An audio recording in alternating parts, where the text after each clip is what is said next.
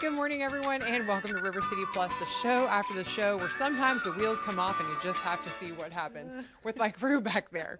So now that we're here and we are together, I'm here with Rachel and Mara, and we are going to be talking a lot about how female-owned, run, and backed businesses can thrive, especially in a local community that's focused on supporting each other. So, ladies, thank you for joining me for River City Plus. Thanks for having us. Rachel, I want to kick it off with you because Yelp obviously has really made it their focus and their mission to lift up local businesses and really put that power in the hands of the local community. So encouraging people with Yelp Elite to go out, find these businesses and lift them up together. So how do you feel that plays a role in specifically female-owned businesses? I feel like our community in Jacksonville is especially supportive of female-owned businesses. We did an event last year called Women Run Jacksonville that brought out like really all the women-owned businesses.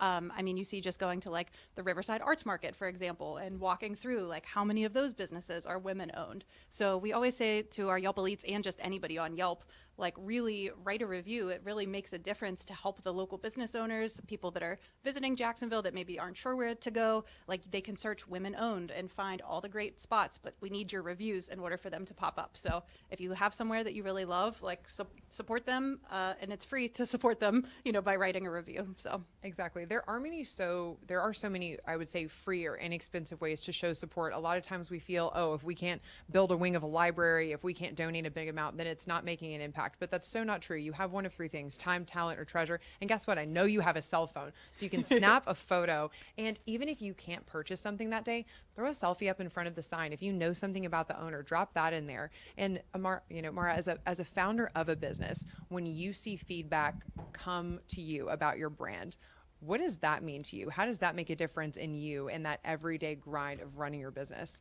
Yes. Well, it's so important because one, the consumer is, who we want to connect with.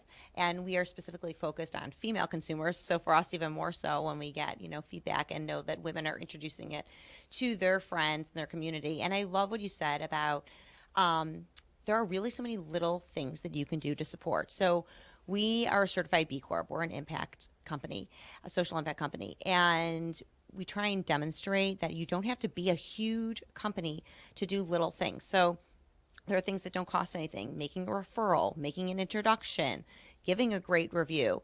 There are small things you can do by, buying women-owned and gifting women-owned. There's so many like little efforts. We provide every year a small community connections grant to help another female founder join networks and communities that could be helpful. So it just shows that, people think it has to be some kind of huge foundation or something, and you don't. There are all those little touch points that collectively can make a really large impact.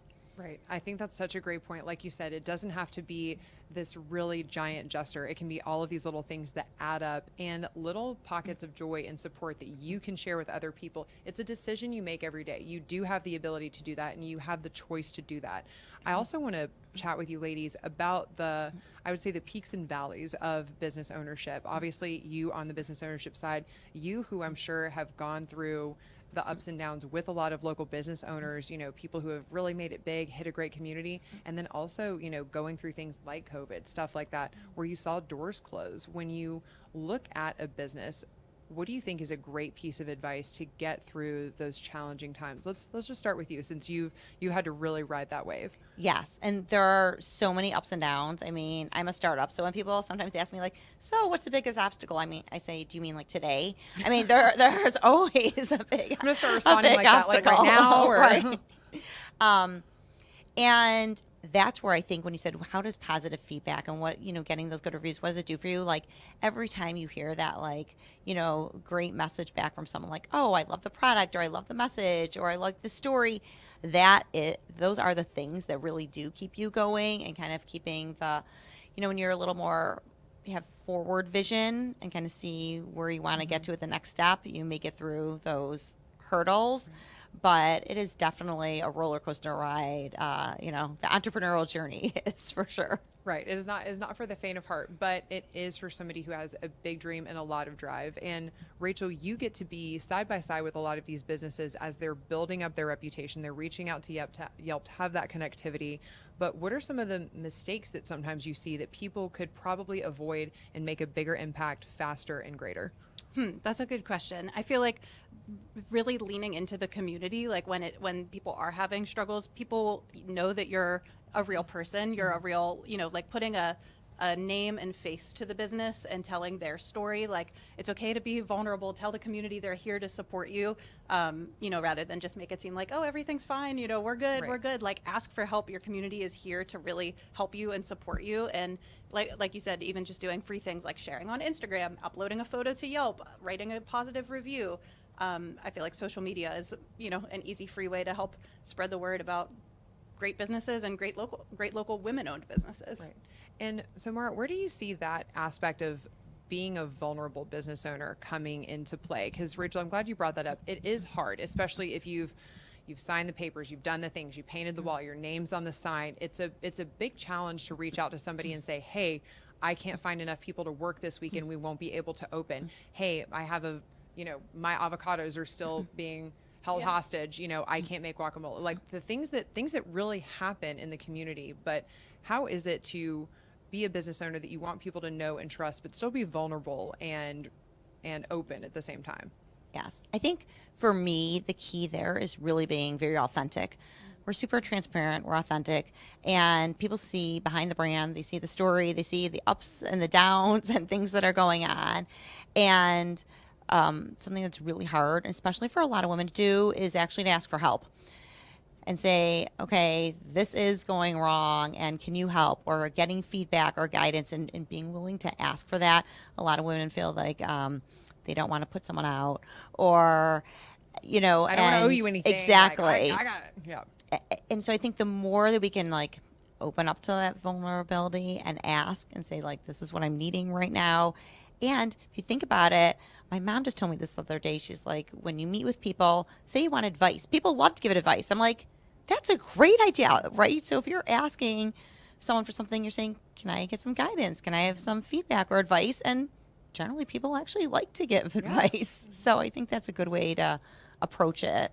Yeah. And both of you have the opportunity to meet so many different people with such various life experiences. You just don't know what somebody else has seen or done or excelled at. And you can really learn so much from so many different kinds of people. I've said this before, and something that I know a lot of women fight is this very toxic girl boss culture. I know it came out with the slay all day tote bags and this, that, and the other, but it really became a culture of scarcity and of living off of nothing. It was whoever had one yogurt cup last week and, 2 hours of sleep and everything. So when it comes to making sure that your cup is full before you start pouring into your business, before you start pouring into networking groups, how do you maintain that balance, ensuring that you are also setting a healthy example in your lifestyle for your team? Yes, I am probably not the role model for balance. I hope that I have a blend, and on any given day, I'm going to drop a lot of balls and hopefully get something done well. I have 3 kids. So where I fall on that, as far as on the totem pole, I'm very far down as far as making sure I'm my asking cup for is advice. I'm taking your advice. is- I'm asking for advice. I'm not very is full. I'm not, but I think I go in now with a little bit of a different perspective of that, just giving myself some grace, knowing that I am going to mess something up. I flew in. I'm from Chicago. I was here last night. My son is calling me incessantly during the middle of a trade show. There's a form that has to be signed by a parent. My husband is also out of town. And okay, now we're live streaming this, but I'm like, I said, have my mom forge my signature. He was all stressed about it. He was all stressed about it. And I was like, okay, we're just going to get it done so that he can go back to school with the form signed. I love it. Find a way to win. Love it. Exactly. So that's the Don't reality. let that form get you down. That's the reality, is that I didn't get the form done, but I managed to figure out how to get it done. And so I love that. I love that. That's what River City Plus is all about. That really makes me happy because it is the reality. And a lot of times when we gloss over the reality, like you said, just freaking sign my name. You know what? Because mom doesn't have it right now. So figure it out. Use your left hand so it looks different than your handwriting. pro tip.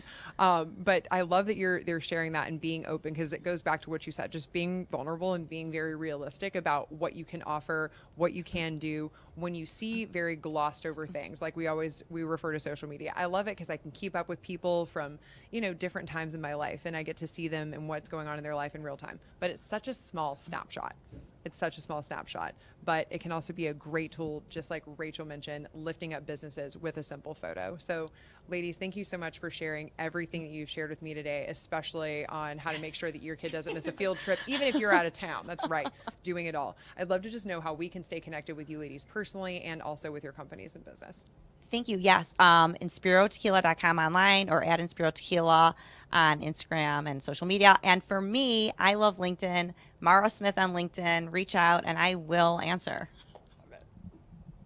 And Yelp Jacksonville, you can check out all of our upcoming events at hotandnewinjax.com and on Instagram at Yelp Jacksonville. All the links are in the bio. Join the Yelp Elite Squad and help support local businesses. I need to go be Yelp believer. Rance, we're gonna put that on our thing. It was like Honorary, River City, honorary. yeah, honorary. All right, everybody, thank you so much for joining us to River City Live, and we'll be back with a lot more River City Plus tomorrow at 10:15 and tomorrow morning for River City Live.